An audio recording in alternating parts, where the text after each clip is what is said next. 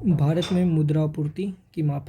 तो मुद्रा गुणक किसे कहते हैं? मुद्रा गुणक से तात्पर्य अर्थव्यवस्था में मुद्रा के स्टॉक और शक्तिशाली मुद्रा के स्टॉक से अनुपात है। मुद्रा गुणक जो होता है उसको M/H के रूप में दिखाते हैं। M मतलब होता है मुद्रा का स्टॉक, H मतलब होता है शक्तिशाली मुद्रा। चूंकि मुद्रा का स्टॉक सामान्यतः शक्तिशाली मुद्रा के मूल्य से अधिक होता है, इसलिए हमेशा एक से अधिक होता है। ठीक है, चलन में मुद्रा के बढ़ने से मुद्रा गुणांक में वृद्धि होती है। मुद्रा आपूर्ति से आशय मुद्रा की कुल मात्रा से है, जो अर्थव्यवस्था में विभिन्न लोगों के पास मौजूद होती है। और भारतीय अर्थव्यवस्था में मुद्रा आपूर्ति की मांग को 4 रूपों में दिखाया जाता है: M1, M2, M3, M4। 1977 में पूंजी की आपूर्ति पर गठित दूसरे कार्य समूह की अनुशंसा के आधार पर आरक्षित मुद्रा को M0 के रूप में दर्शाया जाता है। इसके अलावा M1, M2, M3 तथा M4 को भारतीय रिजर्व बैंक द्वारा प्रकाशित किया जाता रहा है। मुद्रापूर्ति की उपयुक्त सभी अवधारणाओं में M1 मुद्रापूर्ति की संकुचित तथा सबसे महत्वपूर्ण मापक है, जबकि M3 मुद्रापूर्ति का व्यापक मापक है और M1 सबसे तरल तथा M4 सबसे कम तरल है।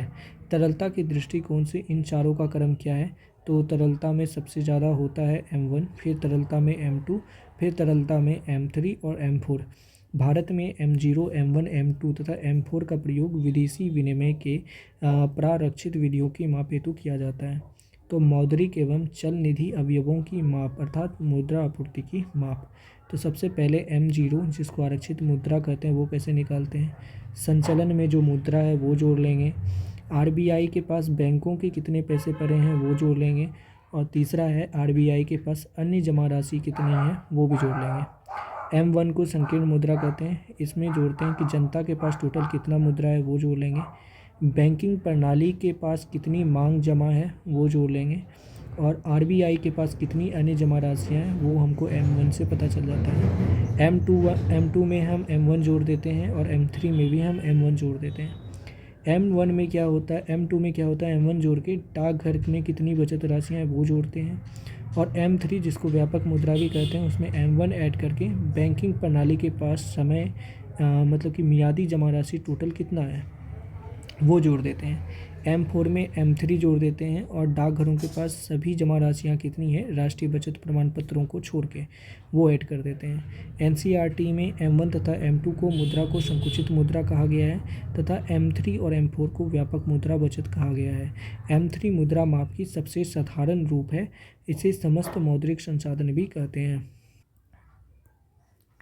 भारत में पत्र मुद्रा। तो भारत में जो पत्र मुद्रा है वो देवनागरी लिपि में छपती थी, जिसको पहले bank of India, the bank of Bengal, the bank of Hindustan छापती थी 1861 के दरमियान। और सरकार के एकाधिकार के अंतर्गत पत्र मुद्रा का निर्गमन 1861 के बाद ही हुआ है। 1935 में पत्र मुद्रा का निर्गमन का दायित्व जो था RBI को दे दिया गया था। 1938 में जॉर्ज पंचम को हटा दिया गया और जॉर्ज षष्ठ का फोटो डाल दिया गया।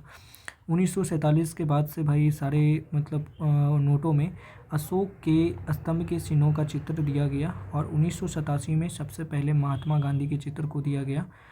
चित्र वाले 500 रुपये के नोट आए थे, लेकिन 1996 से सभी नोटों पर महात्मा गांधी के चित्र आने लगे। रिजर्व बैंक ऑफ इंडिया के गवर्नर YV रेड्डी के कार्यकाल के दौरान 2005 से निर्गमित होने वाले नोटों पर नोटों के निर्गमन वर्ष भी छपना शुरू हो गया है। और पहला निर्गमित नोट 1 रुपया था, जो कि 1949 में चलन में आया, जिस पर सारनाथ स्थित अशोक स्तंभ छपा हुआ था।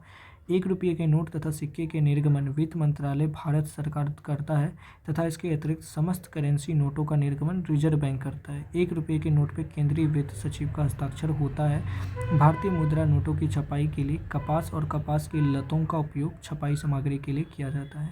भारतीय रुपया 1997 तक लगभग 16 अणुओं में विभाजित था, लेकिन 1997 के बाद दशमलव प्रणाली अपनाई गई और 1 रुपया का जो नोट था वो 100 समान पैसों में बंट गया। इसी प्रकार 7 प्रचलित नया पैसा 1 अप्रैल 1997 से स्टार्ट हो गया। रिजर्व बैंक द्वारा जो नोटों में 17 भाषाओं में लिखा हुआ होता है और रुपये का जो सिंबल IIT मुंबई के उदय कुमार ने बनाया था।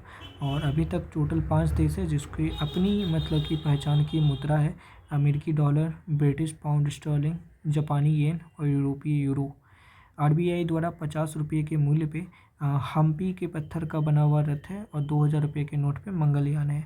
रुपे कार्ड जो है राष्ट्रीय भुगतान निगम लिमिटेड द्वारा बनाया गया था। इस कार्ड का शुभारंभ 23 मई 2011 को गोमती ग्रामीण बैंक के डेबिट कार्ड के द्वारा किया गया। वाणिज्यिक स्तर पर इसे 26 मार्च 2012 को जारी किया गया था। भारत में नोटबंदी 8 नवंबर 2016 को हुई थी। भारत में प्रतिभूति मुद्रण एवं सिक्कों का उत्पादन। भारत में प्रतिभूति मुद्रण एवं सिक्कों का उत्पादन। इंडिया सिक्योरिटी प्रेस नासिक में है, जो कि डाक संबंधी लेखन सामग्री बनाती है, डाक एवं डाक विभिन्न टिकटों को बनाती है, अदालती और गैर अदालती स्टाम्पों को बनाती है, बैंकों के चेकों को बनाती है, बॉन्ड को बनाती है, राष्ट्रीय बचत पत्रों, पोस्टल ऑर्डर, पासपोर्ट, इंदिरा विकास पत्रों, किसान विकास पत्रों आदि के अलावा राज्य सरकारों, सरकारी क्षेत्र के उपक्रमों तथा वित्तीय निगम आदि के प्रतिभूति पत्रों की छपाई की जाती है। सिक्योरिटी प्रिंटिंग प्रेस हैदराबाद में है, जिसकी स्थापना 1982 में की गई थी। Currency note press Nashik Maharashtra, इसमें 10, 50, 100 तथा 500 रुपये के नोट छापी जाती है। Bank note press Dewas Madhya Pradesh, यहाँ पर भी 20, 50 और 100 रुपये के नोट छापे जाते हैं। सालवानी पश्चिम बंगाल तथा मैसूर कर्नाटक। बैंक नोट मुद्रण लिमिटेड है और ये आरबीआई के नियंत्रण में है। दूसरा है कि सिक्योरिटी पेपर मिल होशंगाबाद। बैंक और करेंसी नोट कागज नॉन जुडिशियल स्टाम्प पेपर की छपाई में प्रयोग होता है। ये 1967 से 68 में चालू हुआ था। टकसाल। टकसाल में सिक्कों का उत्पादन होता है, साथ ही पदक मेडल का भी उपयोग होता है। और यानी कि मुंबई, हैदराबाद और कोलकाता में इसकी स्थापना 1830, 1903 और 1950 में हुई थी। और भारत में सिक्के जारी करने का अधिकार वित्त मंत्रालय के पास है। कॉल मनी मार्केट क्या है? अल्प अवधि वाले जो फंड होते हैं ना, यानी कि थोड़े समय के लिए जो उधार लिए जाते हैं, उसको कॉल मनी मार्केट कहते हैं। ये 114 दिन का होता है।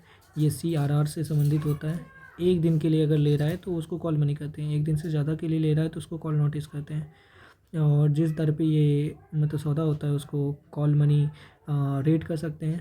इसे USA में फेडरल रेट कहते हैं या फिर डिस्काउंट रेट भी कहते हैं। और यानी कि इसमें कई सारे बैंक भाग ले सकते हैं। व्यापारिक बैंक भाग ले सकता है, सहकारी बैंक भाग ले सकता है और प्राथमिक डीलर भी भाग ले सकता है, लेकिन क्षेत्रीय ग्रामीण बैंक छोड़ के और भूमि विकास बैंकों को छोड़ के। बैंक से दिए जाने वाले ऋणों को बहुत अधिक मांग होती है। ये अपनी बैंक CRR या SLR संबंधी आवश्यकताओं को पूरा करने के लिए करता है। दूसरी ओर जो LIC है, GIC है, UTI बैंक है या DFHI बैंक है या बड़े बड़े जो म्यूचुअल फंड है, अपने फंड कॉल मनी मार्केट में डालते हैं। प्रभावी राजस्व घाटा क्या है? प्रभावी राजस्व घाटा तब होता है जब राजस्व घाटा में हम घटा देते हैं पूंजीगत परिसंपत्तियों के सृजन के लिए जो अनुदान हमको देना पड़ता है, तो वो देख लेते हैं। प्रभावी राजस्व घाटा शब्दावली का प्रयोग 2012 से 13 में प्रारंभ हुआ था। राजकोषीय घाटा किसे कहते हैं कि यह सरकार की आय और उसके व्यय के बीच का अंतर है, पता है। तो राजकोषीय घाटा कब होता है? जब बजट घाटा में कितना हो गया, बाजार की उधारी कितनी है और देना कितना है, तो उसको राजकोषीय घाटा कहते हैं।